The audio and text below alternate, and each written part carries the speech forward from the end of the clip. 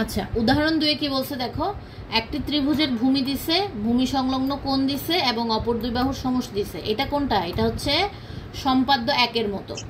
ভূমি এবং কোণ দিয়ে দিছে, আবার কি সমষ্টি দিয়ে দিছে। আমরা সম্পাদ্য 1 পড়ছিলাম না? জি। ওইটার মতোই। তারপরে বলছে উদ্দীপকের তথ্যগুলো চিত্র প্রকাশ করো। তাহলে একটা ভূমি 3 সেন্টিমিটারের ভূমিটার সমষ্টি অবশ্যই কি বড় হবে ভূমি থেকে। এটা যদি 3 হয়, এটা হবে 6। এরপর হচ্ছে একটা ভূমি সংলগ্ন সূক্ষ্মকোণ। আচ্ছা, সূক্ষ্মকোণটা কিভাবে আঁকবা? প্রথমে আগে তুমি 90 ডিগ্রি এঁকে নিবা। হ্যাঁ, 90 ডিগ্রি ওই যে চাঁদা বসায় যেভাবে আঁকে, বা হাতে আঁকলেও আঁকতে পারো। এখানে কম্পাস বসাবা, তারপরে এভাবে করে একটা বৃত্তচাপ আঁকবা। হ্যাঁ, বলো। সবুজ কালারটা, লাল কালারটা দেন, সবুজ কালারটা দিয়ে বুঝি না। আচ্ছা আচ্ছা, 90 ডিগ্রি কোণটা আঁকবা, একে এখান থেকে অর্ধেক করে। প্রথমে আগে 90 ডিগ্রিটা হাতে এঁকে নিবা। এরপর ওই যে দ্বিখণ্ডক একটা একটু আগে দেখাইলাম না, স্কেল দিয়ে কিভাবে দ্বিখণ্ডক করে, ওই 90 ডিগ্রির অর্ধেক করে দ্বিখণ্ডক করতে পারবা আর কি। বুঝছো? বুঝছি। চাঁদার সাহায্যেও তুমি এঁকে নিতে পারো বৃত্তচাপটা। ওই যে চাঁদা থেকে তুমি 90 ডিগ্রি ধরে কম্পাসটা একবার এভাবে বৃত্তচাপ দিবা, আবার এখানে দিয়ে এভাবে বৃত্তচাপ দিবা, দুইটা বৃত্তচাপ আসবে, এটা এভাবে মিলাই দিবা 90 ডিগ্রিটা। এরপরে 90 ডিগ্রির অর্ধেক মাপ নিয়ে, অর্থাৎ ওটা স্কেলে বসায় অর্ধেক মাপ নিবা। এরপরে এখান থেকে একটা বৃত্তচাপ আসবে, আবার এখানে ধরে এখান থেকে একটা বৃত্তচাপ আসবে, এটা মিলাই দিলে 45 ডিগ্রি কোণ চলে আসবে। বুঝছো? তাহলে আমরা তথ্যের আলোকে চিত্রগুলা সাজালাম। এরপর বলছে চিত্রটি অঙ্কন করো, বিবরণ আবশ্যক। অঙ্কন চিত্র জন্য আবশ্যক বলছে, অর্থাৎ প্রমাণটা লাগবে না। হ্যাঁ, 2 নম্বরে তোমার জাস্ট তুমি কি কি লিখছো ওইটার বিবরণ চাইছে। তাহলে এটা সম্পাদ্য 1-এর মতোই টোটালি। বুঝছো না এটা? আচ্ছা, এরপর দেখো গ নম্বরে বলছে একটি বর্গের পরিসীমা 2s হলে বর্গটি আঁকো। পরিসীমা 2s অর্থাৎ s এর মান যদি 6 হয়, পরিসীমা কত হবে? পরিসীমা হবে তোমার 12। তারপরে অঙ্কন করতে বলছে। দেখো এখানে কি বলছে,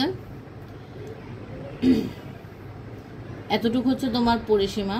আচ্ছা, এটা দরকার নেই, এটা আকারই দরকার নেই টোটালি। বুঝছো? এটা দরকার নেই, তুমি আঁকবা এটা। কি বলছে? এক্স যে কোনো রশ্মি থেকে এবি কেটে নিই, এবি কেটে নিই। আচ্ছা, এটা তো আঁকা লাগবে 1/4 আর কি। 1/4 এটা তুমি স্কেল দিয়ে করতে পারো। মানে তোমার হচ্ছে 6 সেন্টিমিটার ছিল না? হ্যাঁ, 6-এর 1/4 হবে আর কি। অর্থাৎ 6কে তুমি 4 দিয়ে ভাগ দিবা, মানে 6-এর সাথে তুমি 1/4 গুণ করবে আর কি। তাহলে কত হবে? 6কে 4 দ্বারা ভাগ দিলে কত হয় দেখো তো। জি, কত হয়? 4 1 2 সরি 1.5 হ্যাঁ 1.5। তাহলে তুমি স্কেল নিবা, স্কেলে 1.5 পর্যন্ত মানটা নিবা। ঠিক আছে? জি, এটাই যে কি এক্স, এই যে 1.5 মানে এতটুকু আর কি। ওরা এটা কাহিনী করে কাটছে, তুমি স্কেলের সাহায্যে নিতে পারবা। ধরো 6 ছিল এতটুক, এটার 1.5 হচ্ছে কতটুক? এতটুক। হ্যাঁ, এবি কেটে নিছে।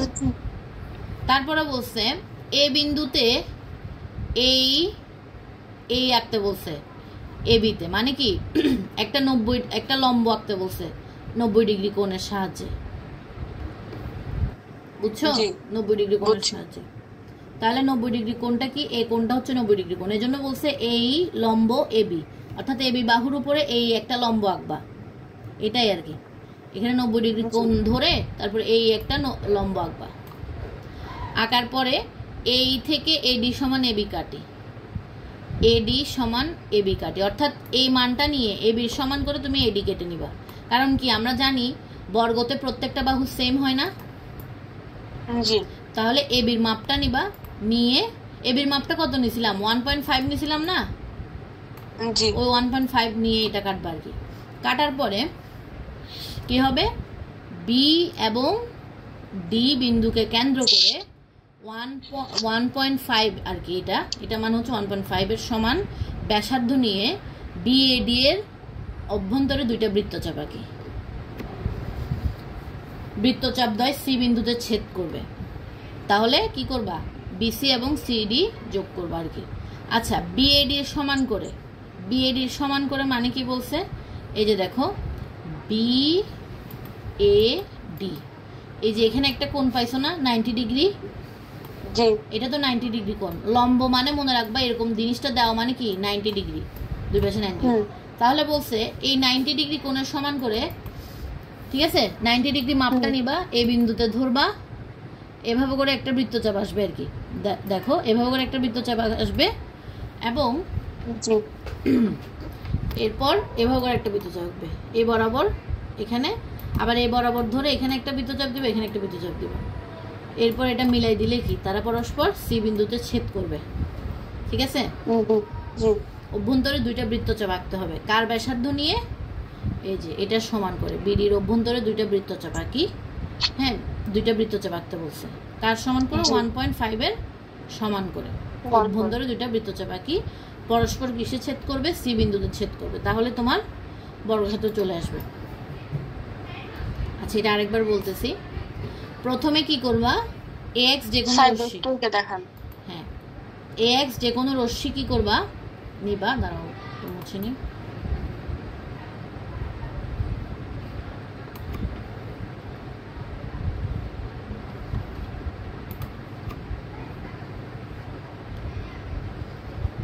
আচ্ছা